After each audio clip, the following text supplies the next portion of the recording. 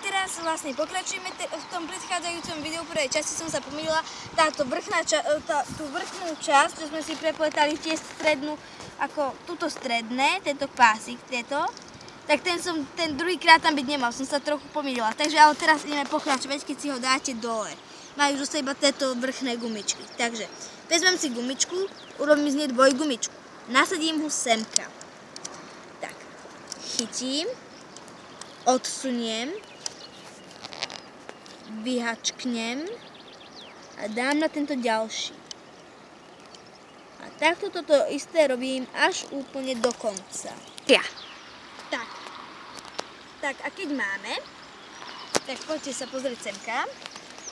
Tunak, to bude takto prepletené až semka. Teraz zase túto dvojgumičku odsunieme a vezmeme tú najvrchnejšiu, čiže túto, a prehačkneme ho do boka.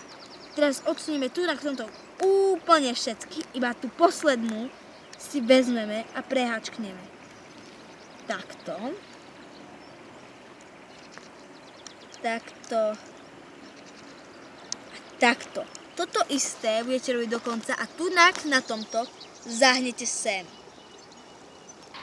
Tak, keď máme, bude to urobené takto. Až do konca. Teraz toto isté musím spraviť aj s druhou stranou, takže ideme na to. Vezmem tú najspodnejšiu, prehačknem. Tam už vlastne bola iba jedna, takže najvrchnejšiu. Teraz zase toto, tam sme museli ešte odsunúť gumičku. Tunak zase odsúvame tieto horné a zase. A zase toto isté až úplne do konca a tiež tam zahnite. Takže a teraz, keď to už máme celé takto úplne prepletené, tak je čas zakončovania. Takže ako prvé vezmem si gumičku a háčik. Háčik prepchám popod úplne všetky gumičky, vystrčím ho vonka, prekrútim, vyberiem, zase prekrútim naspäť, tak toto drží. Keďže toto bude náramok a nie prívesok, potrebujeme ešte tento S-klip, ktorý som vám ukázala v prvej časti na začiatku. Teraz iba takto chytíme a zahačkneme ho do toho. Tak a je čas na zvliekanie náramku. Robte to opatrne, aby sa vám náhodou nejaké gumičky neroztrhli. Tu ide hlavne o to, aby boli tie gumičky veľmi kvalitné.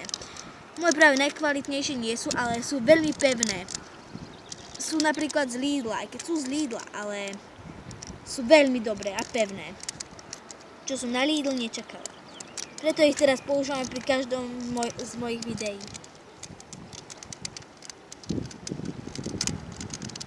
Keď sa vám toto stane, nič sa nedeje. Už stačí iba zvlieknúť. Pokiaľ by sa vám to stalo pri robení, tak to už bol iný trapac. Pri zvliekaní to nie je nič. Tak, a máme vlastne niečo takéto, z druhej strany takéto. Takže, no, vyzerá to nejako takto. Z tejto strany je to presnejšie ukázané. Aj to je úplne jedno. Tak a keď to máme, si ho môžeme takto ponaťahovať, len pozor, aby sa to neroztrhlo. A tunak, čo sme urobili tú dvojgumičku, tunak zase chytíme, prepletieme. Na moju ruku je to 6 krát. Tu mám ruku takúto. Takže jeden, toto tunak ide byť druhé,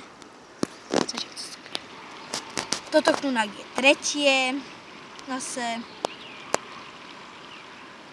teraz zase tunak dám štvrté,